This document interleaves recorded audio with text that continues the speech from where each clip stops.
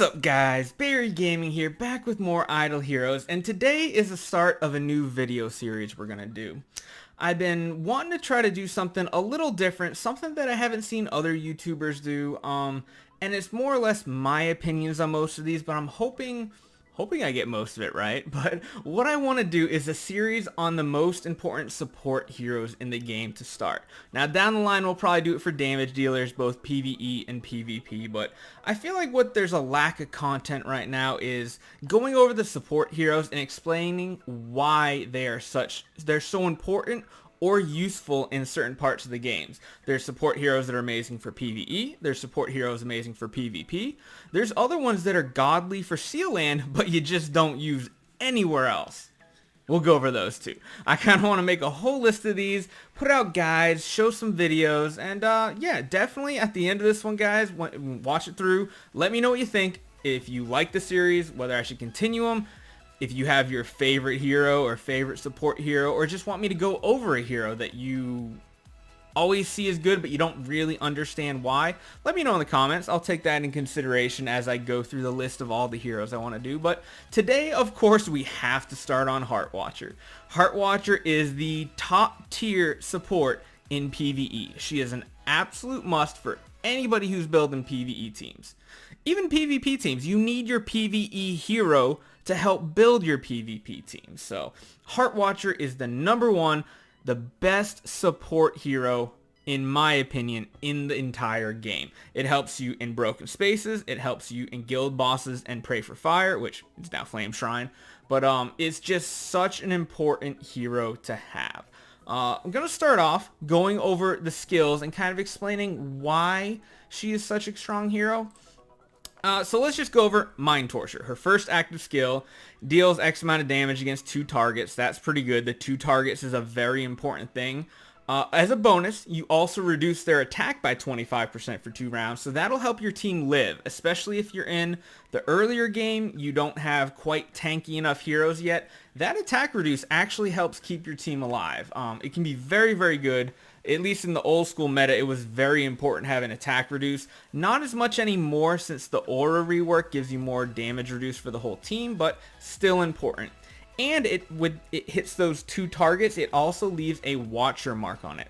Now what the Watcher mark does is it inflicts a mark that means the target will take 45% more damage every time they're hit, and that ability stacks up to about 300%. So in broken spaces, the math comes out between her basic and her active skills. It comes out to be 8 rounds to hit the 300% damage mark.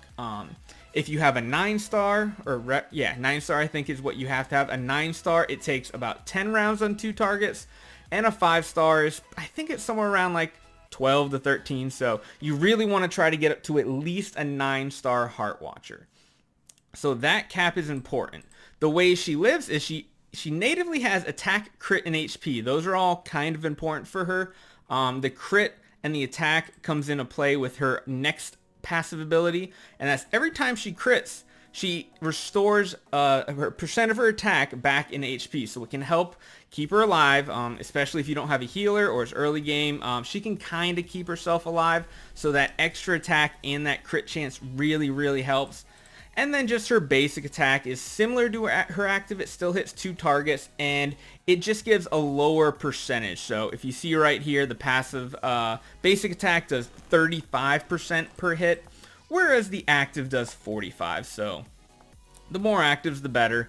But yeah, that's the important reason is this 300% in the late rounds get very important, especially when you combine that with something like the Phoenix, where you're getting that stacking 80% buff on all your damage dealers. You take those 80% buffs that add together, you might be at 240, 320% more damage. It's also being multiplied by that 300%, so the damage numbers really get crazy, and that's why when you've watched my scary videos or anything like that, the earlier rounds are okay damage, but when you get to those like round 13, 14, 15, the numbers just are skyrocketing. So yeah, it's important. We'll go over the differences in the different tiers. We're showing the 10-star, so 10-star all the way up to E5 will have the same abilities. Far as gearing goes, you always want to wear split gear on a Heartwatcher. You want to get her to have as much HP as possible. So if for some reason you have an assassin gear set sitting around, I wouldn't go buy one specifically for her. But if you do, it's smart to put the chest piece armor and the boots on for her, and then use 6-star weapon and necklace ring on this one. Yeah, it's the accessory slot. So if you don't, you can always use 2 5-star and 2 6-star. That's perfectly fine. As far as artifacts go, the best one overall will be Rune's Power. So especially for everybody out there who made their Valkyries and have regressed them, you most likely have a Rune's Power laying around. It doesn't go to waste. Throw it on Heartwatcher. The damage reduce is awesome. The double HP buff is really great. Now, if you don't have that, Fearless Armor is another good substitute. You're basically just losing that 18% from the forest bonus, so it's not too big of a difference, but definitely wear that. The other two options, of course, if you're earlier game, throw in a Mirror Chain, level that up to 20%, and you get HP as well. Or if you get an Oak's Heart red artifact, that works as well. Oak's Heart is pretty much the lower version of Rune's Power, so it's a great item to have. As far as stones go, this one I really don't pay too much attention to, but the two that I've seen and the two that most people kind of their train of thought is either a double HP stone, so you want HP. Those are absolutely amazing, keeps her alive, makes her able to take more hits, or a crit attack stone, a crit HP stone. So the crit, helps get her more healing. It makes her proc her passive ability that lets her heal. Natively, she comes with 37% crit, so if you can add a crit stone to that as well, I think it's 15% or now up to 19, somewhere around there. You have over a 50% chance to crit, which means more healing. So in my eyes, HP or crit HP are the two best stones for her right now. As far as enables go, once you get past 10-star, it really depends on what content you're in and what type of support heroes you have. If you have an Amun-Ra, if you have a Belrain that you always use in your PvE lineup, then it's definitely a good idea to just leave her at 10-star for now. You've seen on my scary account, I have an E5 Heartwatcher, which is completely overkill. Please don't do it. It's really not necessary. The only reason I do it is so that she can live in those really difficult situations like the Molassa wave where we're pushing high damage numbers. We want record numbers on our team. So we don't want any support besides Heartwatcher and our Deathsworn. So that's to help her live. As you go on, and if you feel like you need to, enabling her to E1 to get her extra HP is very good. You get 12% more for E1. If you want to go past that, the only other thing that really is helpful is any type of boss or wave that has CC coming down to enabling E3. If you have the resources, is great for Purify, because it will keep her out of CC, which means she can stack up her damage much faster, especially in something like the guild bosses or the Flame Shrine where there's 3 targets. You need more than those 8 rounds because you're applying those stacks randomly to 3 targets. So to optimize it, you need her to live more like 10 to 12 rounds and not be CC'd, because every round she's CC'd, she's not adding more of those damage stacks. So E3, I really feel like is the highest you should ever take a Heartwatcher. Don't follow my scary account. Do not, please. And at that, I would never take a Heartwatcher early game past 9-star, I don't think, until you have your first E5. Then I'm comfortable making her a 10-star. But again, holding her at 10-star until pretty much your entire team is to E5. Then I would take her to E3 as an opportunity. So she does also have a few different skins. Not necessary at all, I don't think. The Dark Elf skin is alright. Attack crit, that's important because she heals off her crit. The other one she has, which probably not available at all unless you bought the Valentine's Day skin when it came out, is a better one in my eyes. Attack and crit for the healing, and then more damage reduce. But again, support heroes, I always say, if they're not PvP support heroes, there's really no need for a skin. They should be able to do what they need to do with just a normal, no skin. Just nothing, basic skin, nothing special.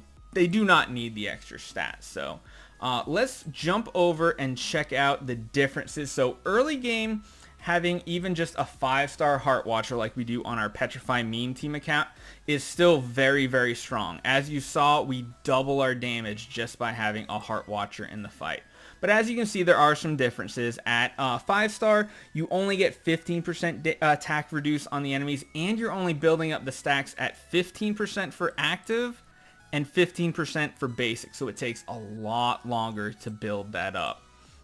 When you do get the chance to level her to 6-star and get her all the way up to a 9-star, it'll be a little higher, so you get up to 25%, 20% attack reduce, and 20% here. And of course, as you just saw, when you finally get her up to a 10-star, you're at 45% and 35%. So it gets way faster. She gets more survivability. Very, very good idea. The only other thing that people have recommended to me on like our scary account is taking that E5 Heartwatcher and getting her to be a speed build. So using speed enables here at E1 and E4 to hopefully make it so that she attacks before your damage dealers. That way the stacks, of course, add up faster. You get the damage stack before your team attacks instead of after. The next thing I want to talk about is guild tech. So it's very rare that anybody ever invests in assassin tech just because there really are no good assassins in the game.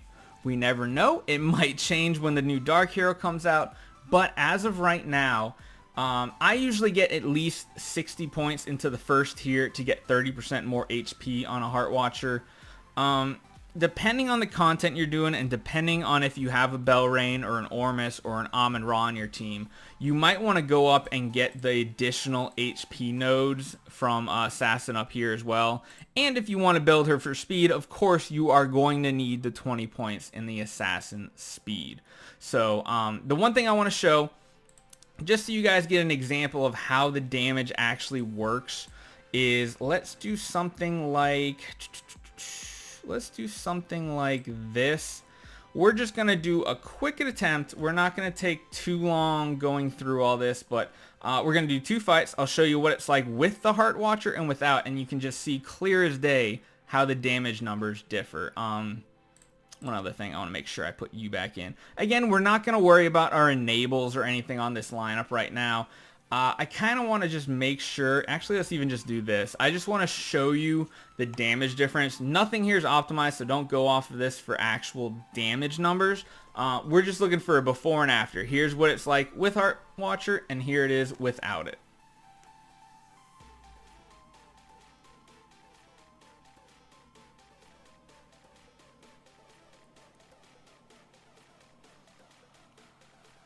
And as you see for the visual indicator, you don't know how many stacks a Heartwatcher has, but you can see by this yellow spinning orb around the Dark Arthandals, that has the effect of actually showing that her stacks are on that target. You don't know how many, but yeah. And as you see here, having her slot 2 is probably not the best idea, but you know, it's just to kind of give you a quick example. So let's just speed through this. Show the damage number. So yeah, we did about 33, right? Is that right? 1, 2, 3, no, 3.3. I was like, that doesn't sound right. That sounds like numbers my scary army would do. So 3.3, not the best, but of course we're not building for any type of normal PvE enables, anything like that. Let's just throw in like an Emily just for an example. I don't want to throw in a damage dealer just because it's a lot easier to tell. Let's just jump in here. And again, we should have horror slot 1, but I'm not really worried about that right now for optimizing damage. But as you see, the damage drops off severely. We did, what is that, about less than 60%? We did about 60% of the damage we did with the Heartwatcher. So it really does make a big difference. We'll just pump one more of these in here just so you can see. Oop, do that right there. So yeah, we're still about 2.1. We do it one more time, we throw the Heartwatcher back in, and the damage is just going to go way, way up. As you see, 3.7. It's almost twice as much damage. It's just, it's someone you absolutely need. And the reason for that as well, sorry I'm jumping around so much, but based on your rank in Flame Shrine, it's not as bad because depending on your rank, it's not a huge difference between first and last. But when you are doing the raid throughout your the beginning and early game, there's quite a significant difference between the high amounts of coins you get and the low. I mean, look at that. You're getting a third of the coins if you're coming in way last in your guild. Throwing a Heartwatcher, you're probably coming in this range instead, and that's a significant difference in guild coins. Because for those of you who don't know, you can only gain these guild coins from guild bosses one time. You can't then quit your guild, redo them, and try to get more. So it's a one and done. If you're in the early game, get a Heartwatcher as soon as possible. Now, the one thing that is nice is DH Games is giving us that boot camp that shows up here on newer accounts. They give you one free copy at level 90, so even if you're not going for Forest as your first team that you're orbing in or anything like that, you're guaranteed to get one copy to start building up that Heartwatcher. Even an E5 star, as you've seen on my Petrified Meme Team account, we went from doing about 7 to 8 million per guild boss to about 15 to 16. We're doubling our damage, which means we're doing much better in the rankings, getting more guild coins, and it's also going to help in broken spaces as well. So I kind of hope I touched a little bit on everything here. Want to keep making a bunch of these, but by far Heartwatcher I felt like had to be the #1 hero we talk about. She is oh so important. And yeah, I hope some of the stuff I went over is helpful to you guys. If you think anything's wrong or you do something different, throw a comment down below. We can talk about it, discuss, kind of give our own views, give and take, see who's really correct. You know, a good discussion is the best way to figure out what the right way to build a hero is. So I hope you guys enjoy this. Look for more of these as well, and I'll see you guys next time.